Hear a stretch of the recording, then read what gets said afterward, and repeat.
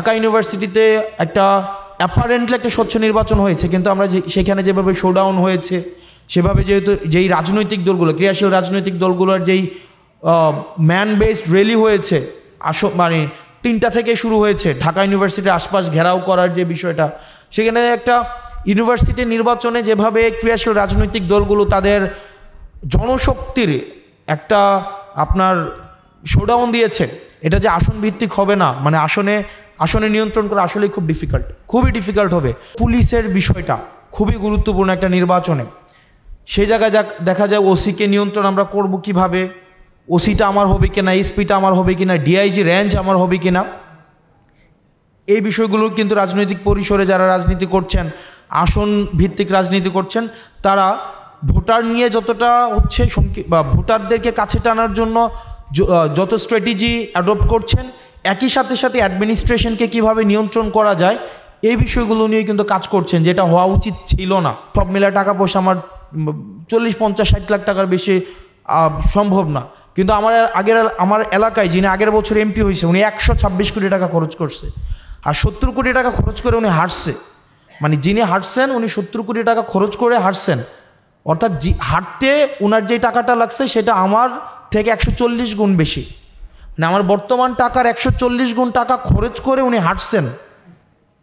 আর যিনি জিতছেন উনি 126 কোটি টাকা খরচ করে জিতছেন। এই প্রি ইলেকশন চ্যালেঞ্জের মধ্যে যে বিষয়গুলো আছে, এর মধ্যে প্রথম যেই চ্যালেঞ্জটা সেটা হচ্ছে এখনও পর্যন্ত আমাদের রিফরমেশন যে ইমপ্লিমেন্টেশন মেকানিজমটা, এখনও এই জায়গাটা আমরা এখনও পর্যন্ত একমত হই নাই। তো এই বিষয়টা নিয়ে হচ্ছে একটা পরবর্তীতে একটা চ্যালেঞ্জ হতে পারে। এটাকে কিভাবে আমরা ডিল করছি, আমরা প্রত্যেকটা রাজনৈতিক দল, এটা খুবই গুরুত্বপূর্ণ একটা বিষয়, এবং এটা হচ্ছে পরবর্তী একটা রাজনৈতিক শেপ আমাদেরকে দিবে। আমরা কন্টেন্ট অফ রিফরমেশন নিয়ে আমরা অনেক আলোচনা করেছি আমরা ঐক্যমত্য কমিশনে, কিন্তু ইমপ্লিমেন্টেশন প্রসেসটা, মেকানিজমটা, এটা নিয়ে হচ্ছে এখন সবচেয়ে গুরুত্বপূর্ণ বিষয়, যে আমরা যে বিষয়গুলোতে এতদিন পর্যন্ত আমরা আলোচনা করে আমরা পার্শিয়ালি আমরা কোনোটাতে এগ্রি হয়েছি, কোনোটাতে হচ্ছে আমরা ফুললি এগ্রিড হয়েছি, এই বিষয়গুলোকে কিভাবে আমরা এন্ডোর্স করব, লিগ্যাল ফ্রেমওয়ার্কের মধ্যে নিয়ে আসব, এটা হচ্ছে গুরুত্বপূর্ণ একটা বিষয়। এটা হচ্ছে প্রি ইলেকশন চ্যালেঞ্জের মধ্যে যদি আরও আমরা যেই টেঞ্জিবল বিষয় যেগুলো আমরা হচ্ছে অ্যাভয়েড করছি, আমার কাছে মনে হয়েছে অনেক অ্যাবস্ট্রাক্ট বিষয় নিয়ে কথাবার্তা বলছি, এর মাঝখানে একটা হচ্ছে যে আমাদের ল অ্যান্ড অর্ডার সিচুয়েশন আরও যদি আমরা কনক্রিটভাবে যাই, সেটা হচ্ছে আমাদের অ্যাডমিনিস্ট্রেটিভ রিফরমেশন হয় নাই। 2008 পরবর্তী নির্বাচন, আমি নিজে দেখেছি 14 সালের নির্বাচন, 18 সালের নির্বাচন এবং হচ্ছে 24 সালের নির্বাচন, এই 3টা নির্বাচনে সেক্ষেত্রে অ্যাডমিনিস্ট্রেশন খুব নেকেডলি ইন্টারফেয়ার করছে ওই নির্বাচনগুলোতে, এবং ওই নির্বাচনে ইউনুকে কীভাবে কিনা যায় এখনও পর্যন্ত কিন্তু রাজনৈতিক পরিসরে এই আলোচনাগুলো আছে। আমরা কিন্তু রাজনৈতিক পরিসরে যারা রাজনীতি করছেন, আমরা সহ ইনক্লুডিং আমরা কিন্তু আমরা ভাবি ইউনুটা আমার হবে কিনা, ডিসিটা আমার নিয়ন্ত্রণে থাকবে কিনা।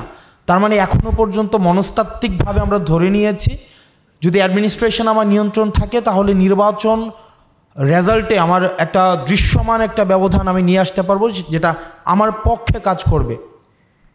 অ্যাডমিনিস্ট্রেশনের জায়গাতে পুলিশের বিষয়টা খুবই গুরুত্বপূর্ণ একটা নির্বাচনে।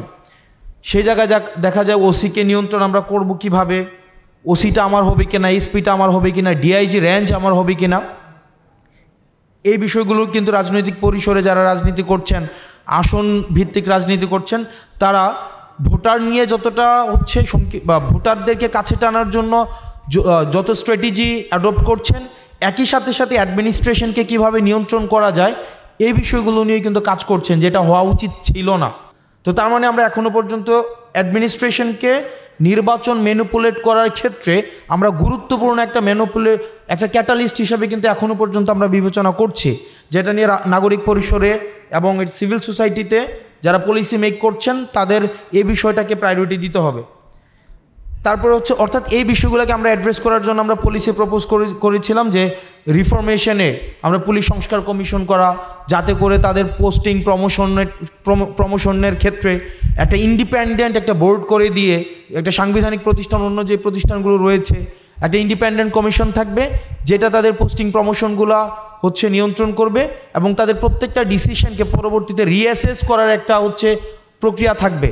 এটা শুধুমাত্র একটা মন্ত্রণালয়ে এটা হচ্ছে কোনো রাজনৈতিক দলের অধীনে থাকবে না। এই বিষয়গুলো আমরা আমাদের জায়গা থেকে আমরা প্রপোজ করেছি। প্রি ইলেকশন চ্যালেঞ্জের মধ্যে সবচেয়ে আমরা যেটা ভয় পাচ্ছি এখন, আমরা ইউনিভার্সিটি স্টুডেন্ট থেকে শুরু করে আমরা যখন নাগরিক পরিষদের কথা বলি, যে বিষয়টা উঠে আসছে সেটা হচ্ছে আমাদের কিছু সেফগার্ডস নিতে হবে। Online cyber bullying, overall cyber bullying and বিশেষ করে bullying against women by using artificial intelligence, এটা খুবই মানে আমাদের জন্য সবচেয়ে বড় চ্যালেঞ্জ। এখন কিভাবে আমরা সাইবার বুলিংটা আমরা ডিল করব এবং হচ্ছে এই অনলাইন বুলিং এগেনস্ট উইমেন এটাকে আমরা কিভাবে ডিল করব, এটা নিয়ে আমাদের ডিসকাশন আমাদের করতে হবে এবং এটা আমাদের জনপরিসরে এই আলাপটাকে খুব সহজতর করতে হবে। প্রি ইলেকশন আমাদের চ্যালেঞ্জের মধ্যে তার পরবর্তী চ্যালেঞ্জ যেটা আমরা দেখেছি সেটা হচ্ছে নমিনেশন বাণিজ্য। এটা হচ্ছে ইন্ট্রা পার্টির মধ্যে এই বিষয়টা হয়, মানে প্রত্যেকটা ইন্ট্রা পার্টি চ্যালেঞ্জ। এটা যদি আমি আরেকটু ডিপ ডাউনে যাই তাহলে ইন্ট্রা পার্টি চ্যালেঞ্জ, ইন্ট্রা পার্টিতে সেটা হচ্ছে আমি সময় বেশি হয়ে যাচ্ছে, আমি শেষ করে দেব। আলোচনাটা অনেক লম্বা করা যায় যদি আমরা পলিসির জায়গা থেকে আলোচনাটা করি।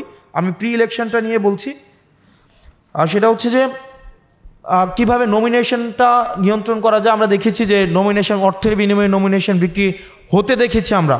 এটা বাংলাদেশি ক্রিয়াশীল রাজনৈতিক দলগুলোর মধ্যে ইতিমধ্যে করেছে। এই বিষয়টাকে কিভাবে নিয়ন্ত্রণ করবে সেটা নিয়ে রাজনৈতিক দলগুলোকে ভাবতে হবে। তারপর হচ্ছে যে আমাদের প্রি ইলেকশন চ্যালেঞ্জের মধ্যে একটা গুরুত্বপূর্ণ চ্যালেঞ্জ হচ্ছে role of agencies and army. এটা কিন্তু এখনও পর্যন্ত খুবই গুরুত্বপূর্ণ একটা বিষয়। আমরা এখনও পর্যন্ত দেখছি যে বিভিন্ন এজেন্সি, সরকারি এজেন্সি বিগত সময়ে যেভাবে রাজনীতিকে নিয়ন্ত্রণ করার চেষ্টা করেছে এখনও পর্যন্ত করছে। আমরা এটাকে কতটা ডিসঅ্যাসোসিয়েট করতে পারি এটা আমাদের জন্য কিন্তু একটা চ্যালেঞ্জ। এটা পলিটিক্যাল কালচারের মধ্য দিয়ে হয়ে উঠবে, এটাকে ওভারনাইট সম্ভব না, কিন্তু আমরা একটা পলিটিক্যাল কনসেনসাসের মধ্যে আসতে হবে। আমাদের রাজনৈতিক দলগুলোর মধ্যে এটা নিয়ে কথা হতে হবে যে আমরা ইন্টেলিজেন্সকে এবং হচ্ছে বিশেষ করে ডিজিএফআই আমি নিজেও ভুক্তভোগী মিডিয়া ফ্রেমিংয়ের ক্ষেত্রে, যে তাদেরকে আমরা রাজনীতিকে প্রভাবিত করা থেকে কিভাবে দূরে রাখতে পারি এবং আগামী নির্বাচনে আর্মি কিভাবে ভূমিকা রাখবে সেটাও হচ্ছে আমাদের নজরে রাখতে হবে। প্রি ইলেকশন চ্যালেঞ্জের মধ্যে এই বিষয়গুলো আছে। এবং সর্বশেষ চ্যালেঞ্জ যেটা আমরা একটা নতুন পার্টি হিসাবে আমরা ফেস করছি সেটা হচ্ছে যে making the campaign policy and campaign finance transparent. এটা খুবই গুরুত্বপূর্ণ।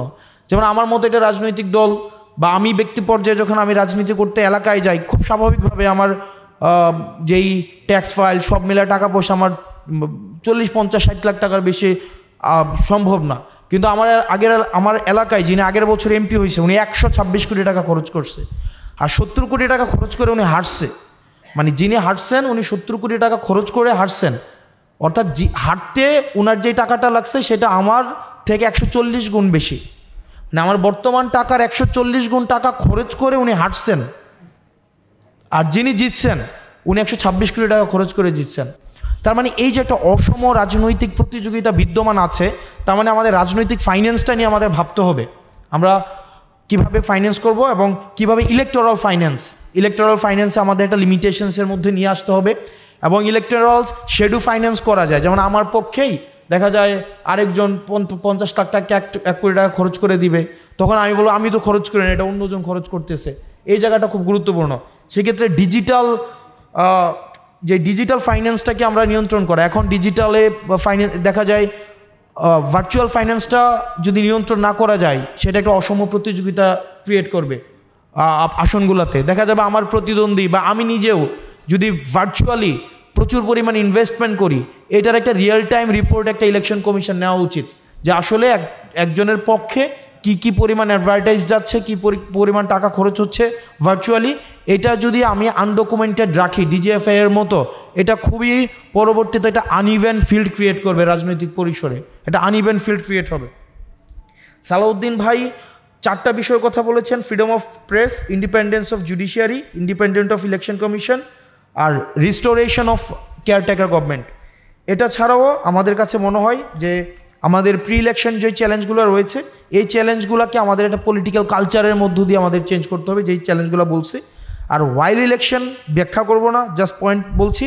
সেটা হচ্ছে আমি ইলেকশন কমিশনকে বলতে শুনলাম সিসিটিভি যেই বিষয়টা, এটা নাকি ওনারা এগ্রি হচ্ছে না। এটা কেন হচ্ছে না? সিসিটিভি ফুটেজ থাকা উচিত, কারণ যেই man backed and muscle backed যে পলিটিক্সের যে প্র্যাকটিসটা আমরা দেখেছি, আমরা ঢাকা ইউনিভার্সিটিতে একটা অ্যাপারেন্টলি একটা স্বচ্ছ নির্বাচন হয়েছে, কিন্তু আমরা সেখানে যেভাবে শোডাউন হয়েছে, সেভাবে যেহেতু যেই রাজনৈতিক দলগুলো, ক্রিয়াশীল রাজনৈতিক দলগুলোর যেই ম্যান বেসড র্যালি হয়েছে, মানে 3টা থেকে শুরু হয়েছে, ঢাকা ইউনিভার্সিটির আশপাশ ঘেরাও করার যে বিষয়টা, সেখানে একটা ইউনিভার্সিটির নির্বাচনে যেভাবে ক্রিয়াশীল রাজনৈতিক দলগুলো তাদের জনশক্তির একটা আপনার শোডাউন দিয়েছে, এটা যে আসন ভিত্তিক হবে না, মানে আসনে নিয়ন্ত্রণ করা আসলেই খুবই ডিফিকাল্ট হবে। তখন ballot stuffing, ballot box stuffing এগুলা ঘটা থেকে বিরত রাখার জন্য, মানে ওয়াইল ইলেকশন ঘটা থেকে বিরত রাখার জন্য আমাদের এখন থেকে ইনিশিয়েটিভ নিতে হবে।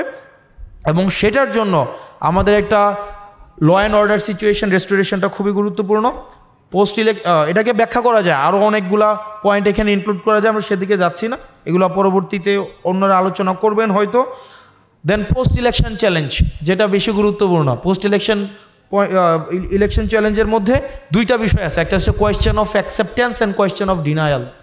যে ইলেকশনটাকে যদি আমরা পরিস্থিতি যদি তৈরি হয়ে যায় যে আমরা এটাকে ডিনাই করছি, তারপরে রান করার যে বিষয়টা, ইলেকশনের যে একটা চরিত্র দাঁড়াবে, এটাকে আমরা কিভাবে ডিল করছি। আর অ্যাকসেপ্টেন্স যদি হয়, এই অ্যাকসেপ্ট যেন সব পার্টি করে নেয়, এটার দায়িত্ব এখন election commission, interim government, civil society and media, তাদের নিতে হবে।